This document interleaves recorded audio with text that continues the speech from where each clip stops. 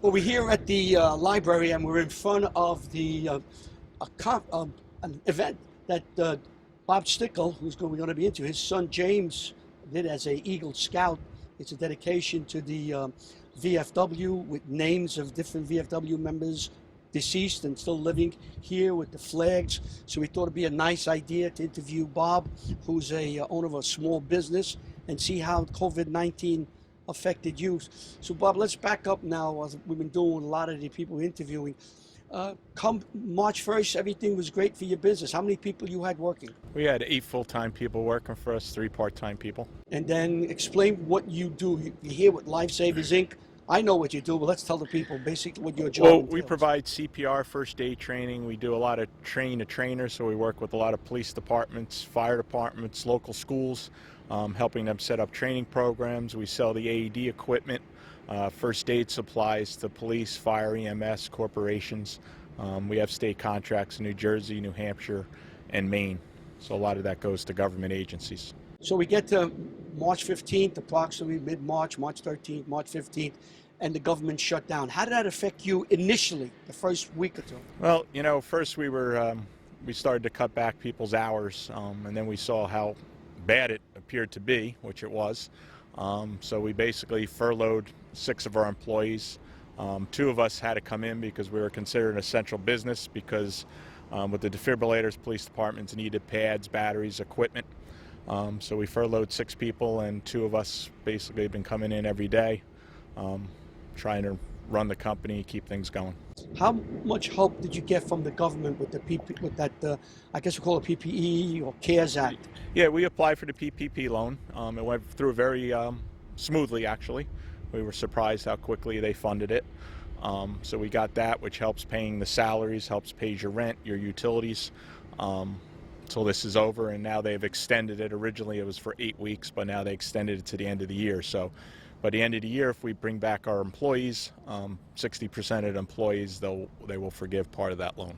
So how did you maneuver from March, April, May, even up to today, July? How did you maneuver to keep the business?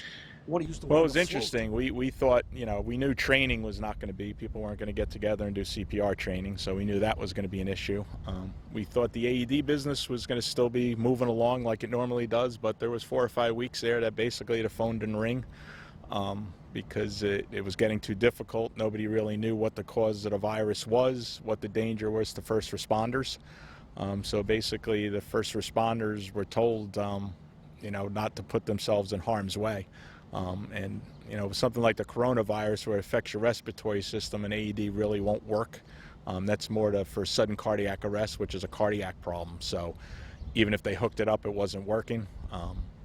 And it was interesting because we work with a lot of police departments and stuff. And the first time, people I've known for years, I could tell their fear in their voice. What do we do? What do we do? How's this going to affect us responding on medical emergencies and EMTs?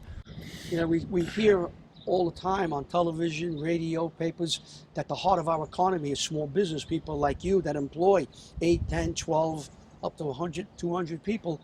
And then you just shut down. It must have been scary for you when everything just shut down. Well, the hardest thing was, Larry, and when you're in a small business, your employees, even though they're not technically family, in a lot of cases, they become family because you're 8 people, you're running a company, you have a goal to service our clients, help the community. We don't look at ourselves as doing CPR or selling AEDs. We look like we're out there to help save lives and give people the skills to save lives. So it was very difficult to have to balance their safety, being home with their families, and furloughing people because it's like family.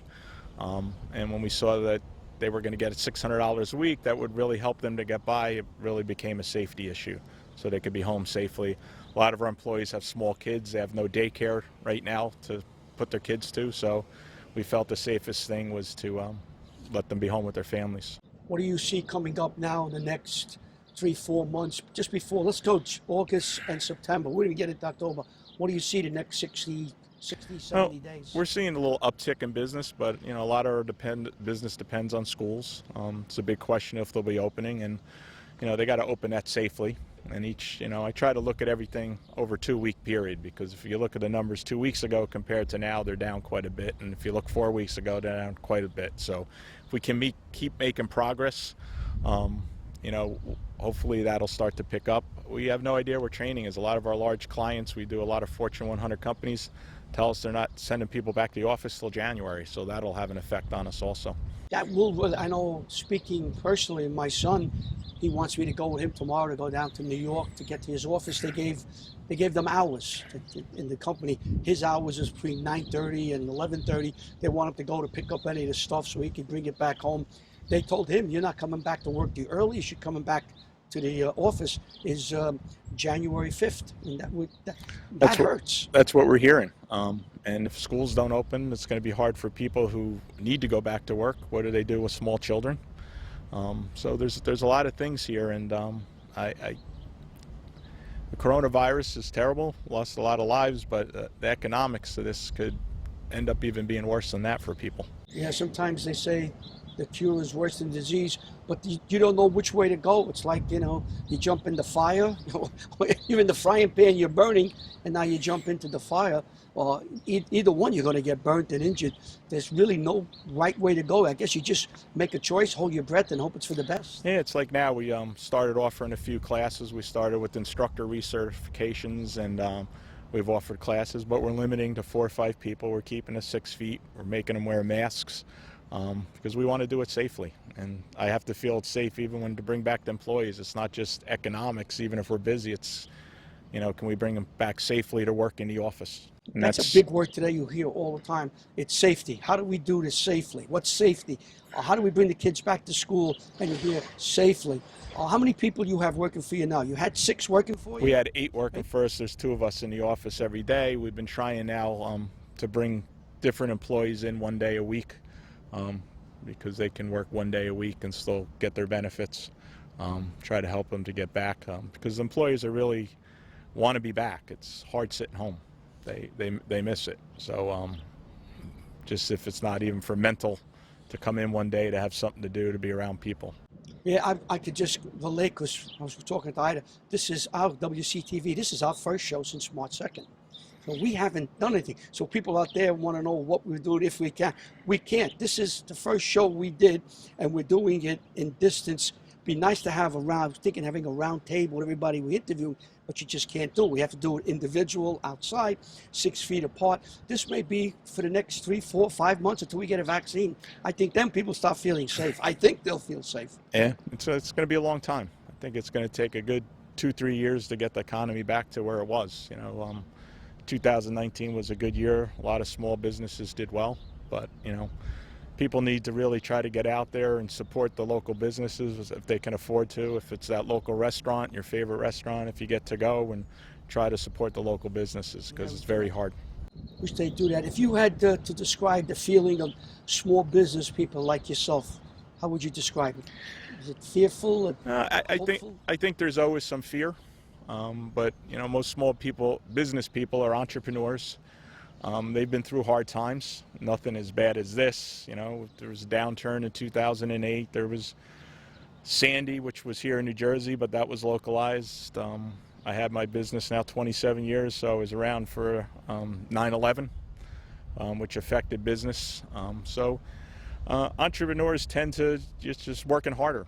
I feel like I'm working as hard as I did when I started the business 27 years ago, but you know, most small business owners try to persevere as much as they can and work hard, and you got to change the things you do, look at other ways to bring in revenue, do things safely.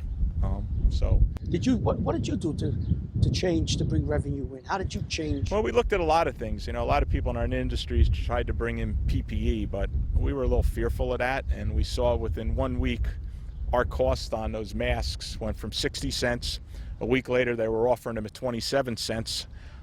So we were very careful. We didn't bring a lot of that in because we saw in past problems. We saw that after 9/11, what happened in the market.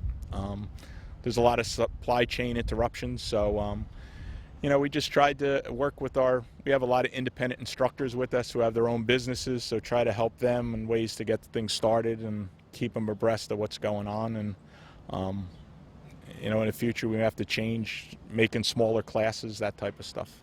And you never know what you're going to do next week, next month. You may have to change midstream, and you'll figure something out. You'll always figure something out. We eat outdoors now. Who knows what winter? Maybe they'll put tents up with heaters, and you'll figure something. You're right, and entrepreneurs will figure a way to work around these problems. We've had them before, and it's amazing the genius that you people have to keep going. I guess you have to, to keep your business going.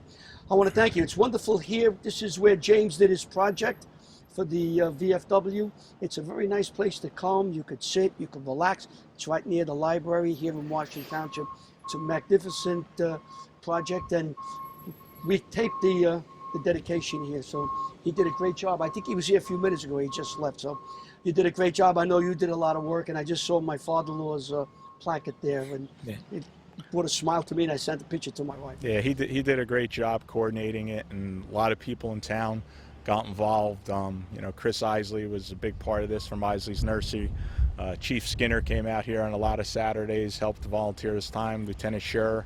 There's a lot of people to mention, not just scouting families, but people in town, and everybody who believed in him to buy a brick before he built this. We're very proud of him. I remember when he started, and now look what we have here. It's beautiful. The flags are flying, and it's a beautiful place to come. Very calm. You have a high blood pressure, just come sit here, relax, look at the lake, and your blood pressure goes down. You don't need any medicine. Thank you for taking time coming down from your business to do this interview. We surely appreciate it. Thank you, Larry, and all WCTV does for the town. And I know you're all volunteers, and people forget that, and you guys do a great